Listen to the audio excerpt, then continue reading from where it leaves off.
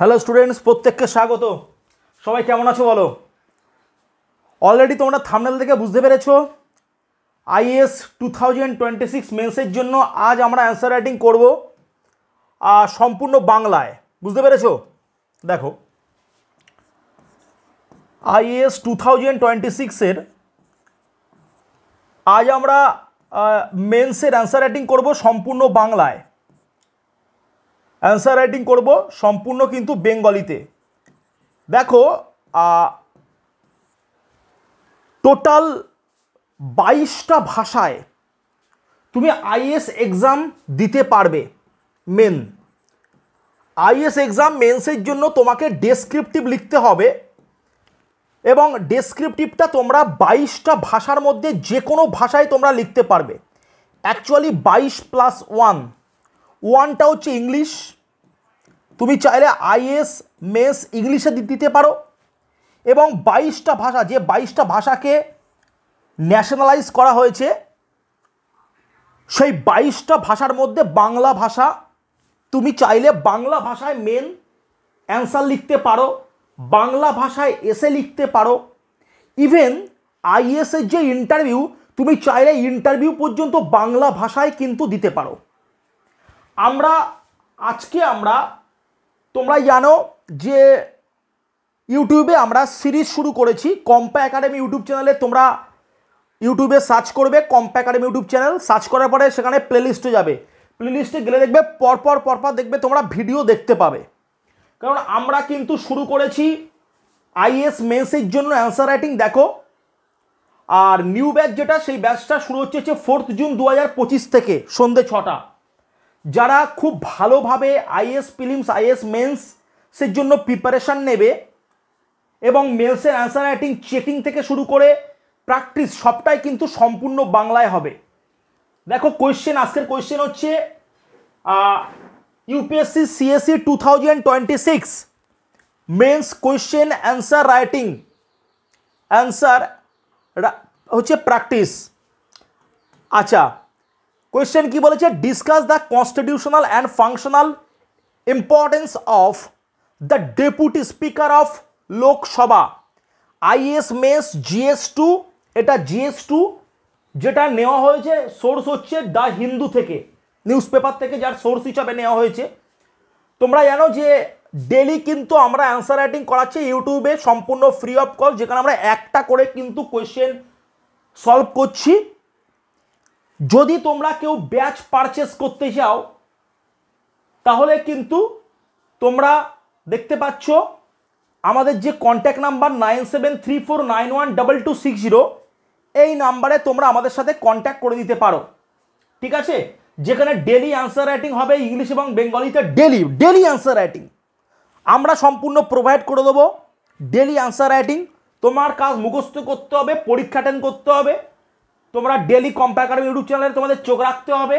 IAS মেন্সের batch শুরু হচ্ছে, IAS prelims plus মেন্সের batch শুরু হচ্ছে 4 জুন 2025 সন্ধ্যে 6টা থেকে, যেটা লাইভ ক্লাস। এবং তোমরা হচ্ছে পুরোপুরি ম্যাটেরিয়ালের PDF পেয়ে যাবে, লাইভ ক্লাস পাবে, যেটা কিন্তু কম্পা একাডেমি যে অ্যাপ্লিকেশান, সেই অ্যাপ্লিকেশানে কিন্তু তোমরা ক্লাস অ্যাভেলেবেল পেয়ে যাবে। সেই সাথে কিন্তু উইকলি প্র্যাকটিস হবে comprehension civil service aptitude test সিস্যাটের আমরা কিন্তু আলাদা করে প্র্যাকটিস করাবো। দেখতে পাচ্ছ, daily answer writing practice IAS মেন্সের জন্য।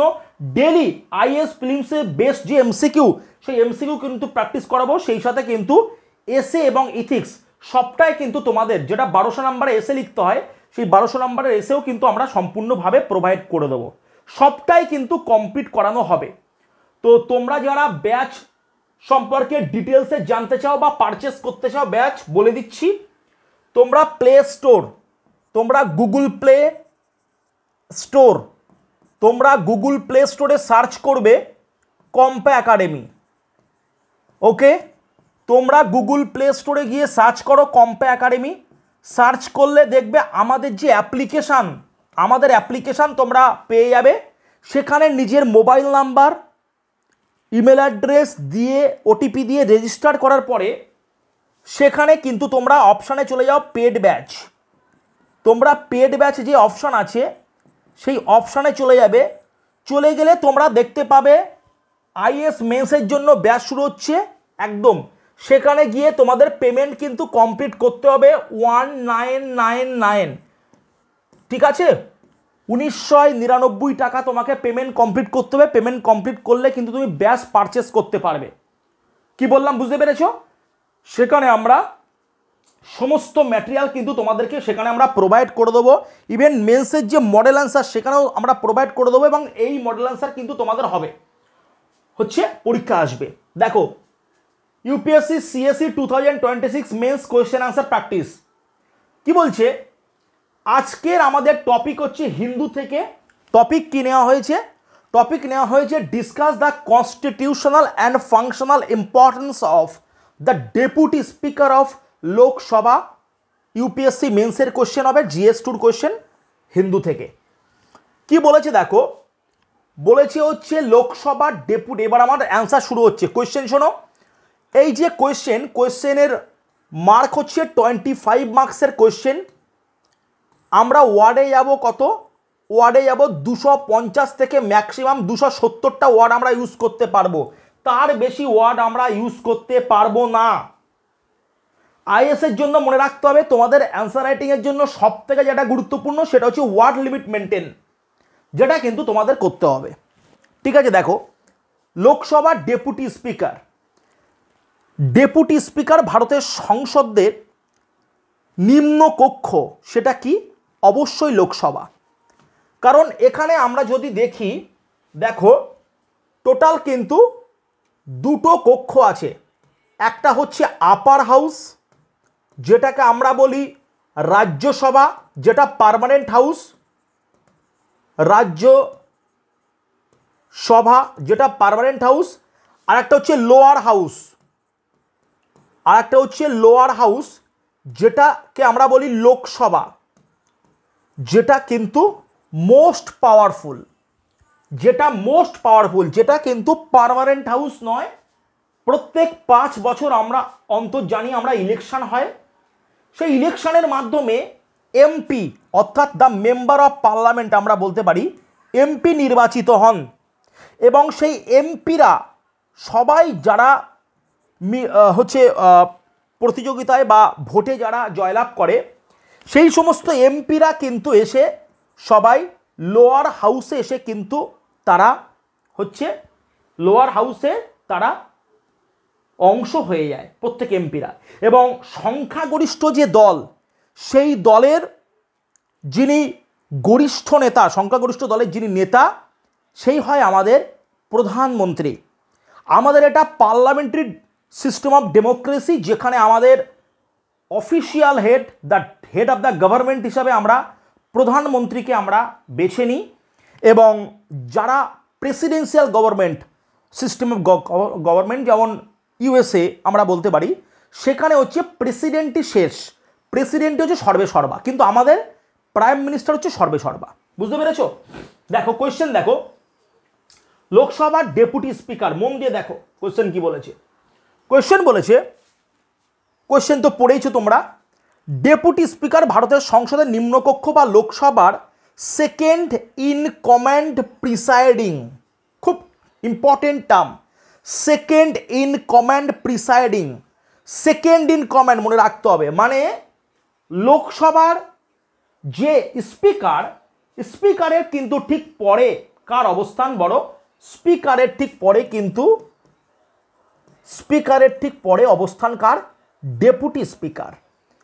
তিনি অফিসার হিসাবে দায়িত্ব পালন করেন, এবং যখন স্পিকার অনুপস্থিত থাকে, ডেপুটি স্পিকার লোকসভার প্রিসাইডিং অফিসারের ভূমিকা পালন করেন এবং সভার শৃঙ্খলা ও সাজসজ্জা বজায় রাখার গুরু দায়িত্ব বজায় রাখেন। একদম অসাধারণ সুন্দর বাংলা ভাষা, একদম অপূর্ব ভাষা, তোমরা একদম পড়লেই বুঝতে পারবে। যখন স্পিকার প্রেজেন্ট থাকেন না, স্পিকারের অবর্তমানে লোকসভার প্রিসাইডিং অফিসারের ভূমিকা গ্রহণ করে কে? স্পিকার। এবং লোকসভার কিছু রুলস আছে, কিছু রেগুলেশনস আছে, সেগুলো পালন করে। এবং সবথেকে বড় কথা, সবার শৃঙ্খলা, কারণ কেউ যাচ্ছে টিএমসি থেকে, কেউ যাচ্ছে বিজেপি থেকে, কেউ যাচ্ছে সমাজবাদী পার্টি থেকে, কেউ যাচ্ছে সিপিএম থেকে। তাহলে এতগুলো যে পার্টি যাচ্ছে, তাদের মতাদর্শ আলাদা, ঠিক আছে। সুতরাং একজনের সঙ্গে আরেকজনের কিন্তু বাক বিতণ্ডা অশান্তি হয়ে যেতে পারে, যেন সেই শৃঙ্খলতা বজায় রাখে সেই কাজ কিন্তু ডেপুটি স্পিকার করে থাকেন। দেখো, লোকসভার কার্যকারিতার নিরপেক্ষতা এবং ধারাবাহিকতা নিশ্চিত করার জন্য সাংবিধানিকভাবে পরিকল্পিত একটি গুরুত্বপূর্ণ পদ হওয়া সত্ত্বেও লোকসভা ডেপুটি স্পিকারের পদ 17তম লোকসভা জুড়ে শূন্য ছিল এবং 18তম লোকসভা জুড়েও কিন্তু শূন্য রয়েছে। দেখো নেক্সট, দেখো লোকসভার ডেপুটি স্পিকারের সাথে মানে পদের সাথে সম্পর্কিত দুটি প্রবিধান, খুব ইম্পর্টেন্ট, আমরা বলতে পারি প্রভিধান বা প্রভিশন আমরা বলতে পারি। এটা আমরা কনস্টিটিউশনাল আর্টিকেল এর অনুসারে ডিফাইন করব। যেমন দেখো আর্টিকেল 93, আর্টিকেল 94, আর্টিকেল 95, আর্টিকেল 178, এই 4টি আর্টিকেলের কথা দেখব। দেখো আর্টিকেল 93 অনুসারে বলা হয়েছে লোকসভা যত তাড়াতাড়ি সম্ভব সবার 2জন সদস্যকে যথাক্রমে স্পিকার এবং ডেপুটি স্পিকার হিসেবে নিযুক্ত করবেন। একজন হবেন স্পিকার এবং একজন হবেন ডেপুটি স্পিকার। অনুচ্ছেদ 94 কি বলেছে? এই ধারা লোকসভায় স্পিকার এবং ডেপুটি স্পিকারের পদত্যাগ এবং অপসারণের পদ্ধতি কিন্তু প্রদান করে। তার মানে ইলেকশন হচ্ছে 93, ইলেকশন হচ্ছে অপসারণ, ইমপিচমেন্ট আমরা বলতে পারি হচ্ছে 94। এবার দেখো আর্টিকেল 95 কি বলেছে? স্পিকারের পদ শূন্য থাকলে ডেপুটি স্পিকার স্পিকারের দায়িত্ব পালন করেন এবং সভার সভাপতিত্ব করার সময় একই ক্ষমতা কিন্তু প্রয়োগ করেন। বুঝতে পেরেছো কি বললাম? একদম, মানে স্পিকারের রোলই কিন্তু তিনি ফলো করবেন। দেখো আর্টিকেল 78 কি বলেছে? উক্ত ধারা অনুসারে রাজ্য বিধানসভার স্পিকার এবং ডেপুটি স্পিকারদের জন্য সংশ্লিষ্ট বিধান রয়েছে। মানে শুধুমাত্র যে লোয়ার হাউসে তা নয়, মানে হচ্ছে কেন্দ্রের ক্ষেত্রে রাজ্যের যে বিধানসভা, আমাদের মনে করো আমাদের পশ্চিমবঙ্গের যারা এমএলএরা গিয়ে বসছে বিধানসভায়, সেই বিধানসভায় তো একজন স্পিকার রয়েছেন এবং ডেপুটি স্পিকারও রাখারও কিন্তু একটা বিধান দেওয়া হয়েছে। এটাই বলছে, এটাই কিন্তু অ্যান্সার, এটাই লিখতে হবে তোমাকে, কোয়েশ্চেন এই আসবে এবং এটাই কিন্তু তোমাকে লিখতে হবে আইএসে। দেখো ভূমিকা বা কার্যাবলী, স্পিকারের পদ শূন্য থাকলে ডেপুটি স্পিকার স্পিকারের দায়িত্ব পালন করেন। একদম, স্পিকার যখন সভার অধিবেশনে অনুপস্থিত থাকেন, কোনো কারণের জন্য অসুস্থ হয়েছেন বা কোনো কারণের জন্য তিনি অ্যাবসেন্ট হয়েছেন, সেক্ষেত্রে ডেপুটি স্পিকার স্পিকার হিসাবে কাজ করেন। একদম, স্পিকার যদি সভার অধিবেশনে অনুপস্থিত থাকেন তাহলে ডেপুটি স্পিকার সংসদের উভয় কক্ষের যৌথ অধিবেশনে সভাপতিত্ব করেন। Very very very very very important কিন্তু পয়েন্ট। এই যে পয়েন্টগুলো তোমরা দেখতে পাচ্ছ এগুলো তোমাদেরকে লিখতে হবে। এবার দেখো লোকসভার ডেপুটি স্পিকারের ক্ষমতা এবং বিশেষাধিকার। লোকসভায় অধ্যক্ষের দায়িত্ব পালন করার সময় লোকসভার অধিবেশনে বা উভয় কক্ষের যৌথ অধিবেশনে সভাপতিত্ব তিনি যখন করেন, তিনি লোকসভার অধ্যক্ষের সমস্ত ক্ষমতা কিন্তু গ্রহণ করেন। সেই সময় তিনি লোকসভার কিন্তু অধ্যক্ষের সমস্ত ক্ষমতা তখন তিনি গ্রহণ করবেন। এবার নিচে এসো, দেখো পরের পেজে এসো, টোটাল কিন্তু 25 মার্কের কোশ্চেন 250 ওয়ার্ড। বুঝতে পেরেছো? চলো বলছি, দেখো সুতরাং এই ধরনের বিষয়ে ডেপুটি স্পিকার প্রথম দফায় ভোট দিতে পারবেন না। যখন ভোটাভুটি হবে প্রথম দফায় তিনি ভোট দিতে পারবেন না, বরং তিনি শুধুমাত্র ভোটের হচ্ছে সমতা হলেই কেবলমাত্র নির্ণায়ক ভোট প্রদান করতে পারবেন। বা অর্থাৎ কি দুই দিকে মনে করো কোনো কারণের জন্য সমতা হয়ে গেল, বিরোধী পক্ষ সরকার পক্ষ, সেক্ষেত্রে তিনি তার কিন্তু মতাদর্শ বা তিনি তার মতকে জানাতে পারবেন। বুঝতে পেরেছ? স্পিকার যখন সভার অধিবেশনে সভাপতিত্ব করেন তখন ডেপুটি স্পিকার অন্যান্য সাধারণ সদস্যদের মতোই কিন্তু থাকেন। দেখো সুতরাং একটু সময়ে ডেপুটি স্পিকার সংসদের কথা বলতে পারেন, এর হচ্ছে কার্যক্রমে অংশগ্রহণ করতে পারেন এবং সংসদের সামনে যে কোনো প্রশ্নে প্রথম দফায় ভোট দিতে পারেন। দেখো একদম সুন্দর করে পরিষ্কার করে কিন্তু বর্ণনা করা আছে। দেখো তার একটি বিশেষ সুযোগও কিন্তু রয়েছে, যেমন যখনই লোকসভার ডেপুটি স্পিকারকে সংসদীয় কমিটির সদস্য হিসাবে নিযুক্ত করা হয় তখন তিনি স্বয়ং সক্রিয়ভাবে চেয়ারম্যান হয়ে যান এবং চেয়ারম্যানের দায়িত্ব পালন করেন। কখন? যখন ডেপুটি স্পিকারকে সংসদীয় কমিটির সদস্য কিন্তু করা হবে, তখন তিনি চেয়ারম্যান হিসাবে কিন্তু রোল প্লে করবে। বুঝতে পেরেছো কি বললাম? এবার দেখো দ্রষ্টব্য, দেখো ডেপুটি স্পিকার স্পিকারের অধীনস্থ নন। বারবার বলছি, ডেপুটি স্পিকার কখনো কিন্তু স্পিকারের অধীনস্থ নন, বরং সরাসরি লোকসভার কাছে কিন্তু তিনি দায়বদ্ধ থাকেন। তিনি তার ডিউটিকে পালন করবেন। স্পিকার কি বললো না বললো তাতে ডেপুটি স্পিকারের কিন্তু কোনো যায় আসে না। অবশ্যই স্পিকারের পরে ডেপুটি স্পিকারের স্থান, স্পিকারের অনুপস্থিতিতে ডেপুটি স্পিকার স্পিকারের কার্য পালন করবেন, কিন্তু তার মানে এই নয় যে ডেপুটি স্পিকার স্পিকারের অধীনস্থ থাকবেন, একদম না। ডেপুটি স্পিকার তিনি স্বয়ং সক্রিয়ভাবে তিনি নিজের দায়িত্ব পালন করতে পারবেন অ্যাবসেন্স অফ স্পিকার, এবং তিনি সরাসরি মনে he is responsible to the Lok Sabha, সবসময়ের জন্য মনে রাখতে হবে। বুঝতে পেরেছো? দেখো ডেপুটি স্পিকারের তাৎপর্য খুব ইম্পর্টেন্ট। দেখো লোকসভায় ডেপুটি স্পিকারের তাৎপর্য কি বলেছে, কিন্তু দেখো আইনসভার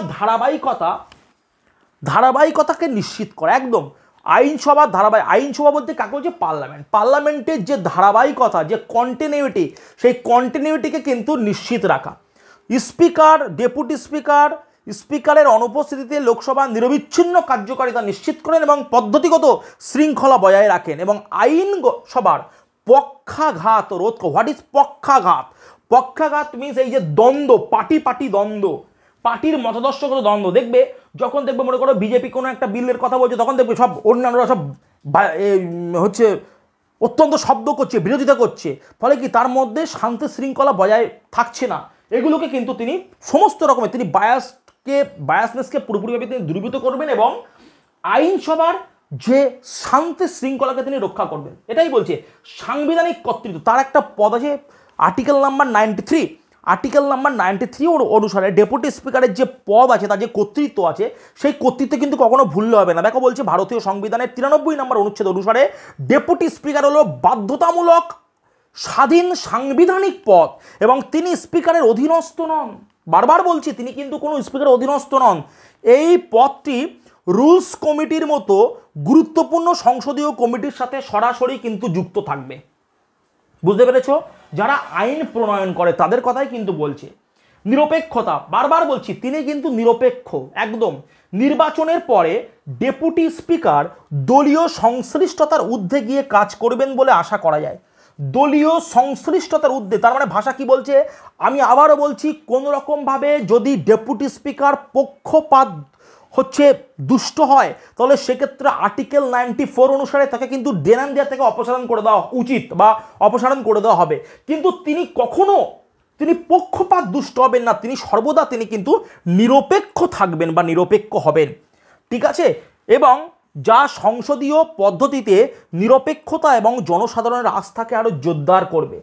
গণতান্ত্রিক অন্তর্ভুক্ত এবং ঐক্যবদ্ধ মত। দেখো ঐতিহ্যগতভাবে বিরোধী দলকে ট্র্যাডিশনালি বিরোধী দলকে এই পদ দেওয়া হলেও ডেপুটি স্পিকার পদ দ্বিদলীয় সহযোগিতার হাতিয়ার হিসাবে কাজ করে। আবারও সেই ঘুরে ফিরে একই জায়গা, বায়াসনেস সম্পূর্ণভাবে ত্যাগ করতে হবে, দলীয় কার্যকে নিরপেক্ষভাবে কাজ করতে হবে,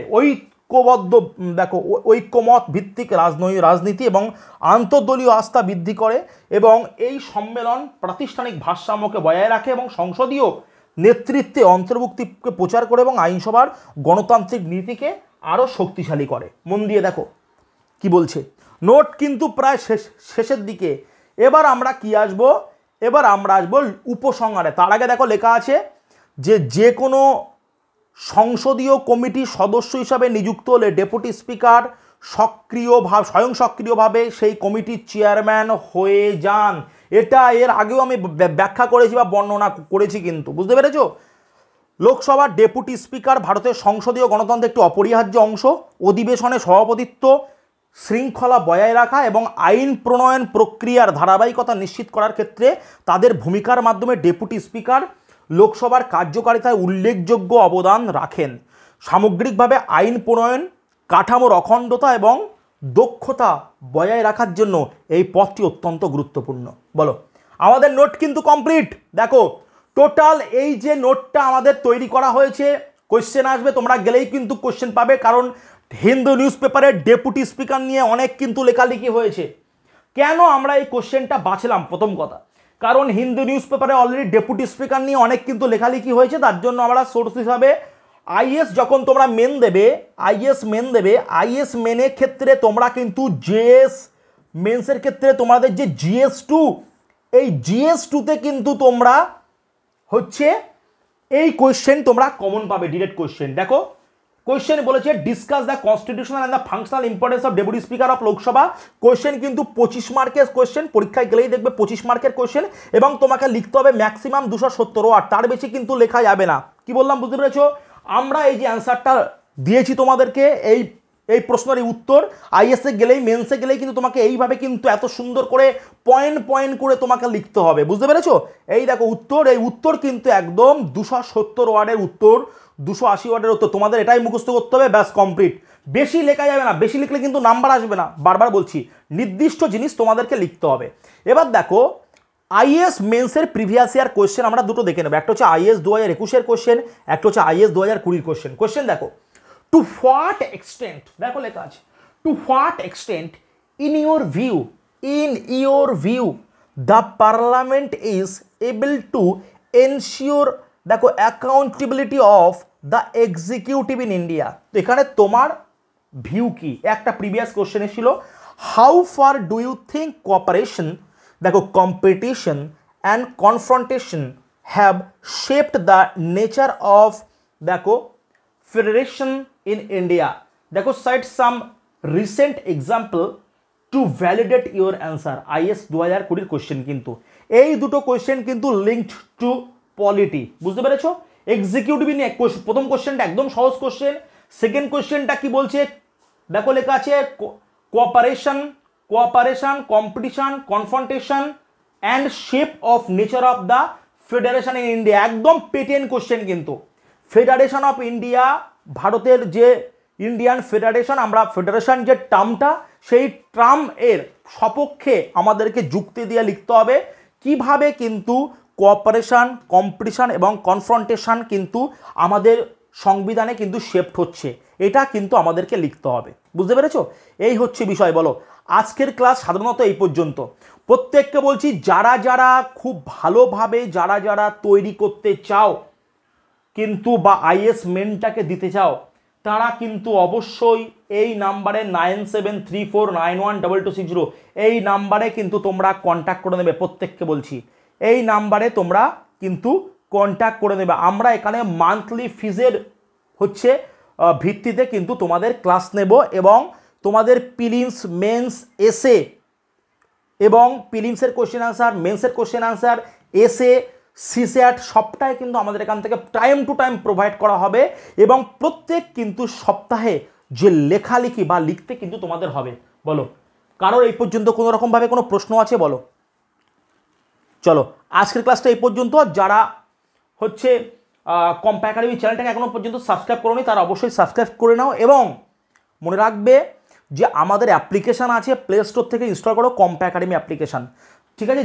যার মধ্যে তুমি ঢুকবে, ঢোকার পরে দেখবে পেড কোর্সের মধ্যে ঢুকলেই কিন্তু তোমরা এই ব্যাচ দেখতে পাবে, এবং ব্যাচে ঢুকলেই কিন্তু তোমরা ব্যাচের সমস্ত ফিচার্স ওখানে লেখা আছে, দেখলেই তোমরা বুঝতে পারবে।